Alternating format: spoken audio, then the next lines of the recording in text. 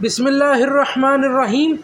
ناظرین کرام، سامعین عظام، ایک اور بڑا معرکۃ الآراء مسئلہ جس کو بنایا گیا ہے نہیں، اس کو بہت زور دیا جاتا ہے اور بڑا اس پر لوگوں کو بھی پریشان کیا جاتا ہے کہ چوتھے دن قربانی کرنی جائز ہے کہ نہیں۔ چوتھے دن قربانی ہم کریں گے، چوتھے دن ہم قربانی کریں گے، خاص اہتمام کیا جانے لگا ہے چوتھے دن قربانی کا۔ اس پر کچھ روشنی ڈالیں گے۔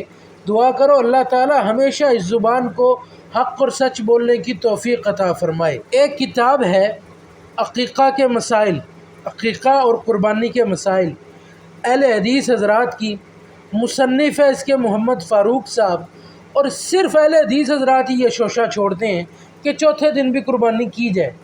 آج کل اور کسی کا یہ موقف نہیں۔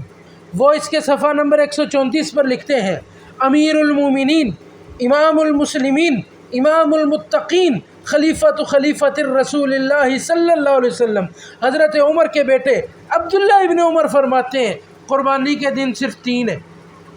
پھر آگے یہیں پر بات نہیں روکی انہوں نے، اس سے آگے لکھتے ہیں: مولا علی، مولا مشکل کشا، ہمت مرداں، شیر یزدہ، قوت پروردگار، لا فتح الا علی ولا سیف الا ذوالفقار۔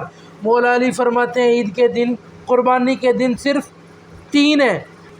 پھر اس سے آگے عبداللہ ابن عباس، مفسر قرآن، ترجمان القرآن، جن کے لیے رسول اللہ دعائیں مانگا کرتے تھے: اللہم علمہ التاویل، یا اللہ عبداللہ ابن عباس کو قرآن کی تفسیر سکھا دے۔ وہ حضرت عبداللہ ابن عباس فرماتے ہیں اس کے بارے میں کہ عید کی قربانی کے 3 دن ہیں۔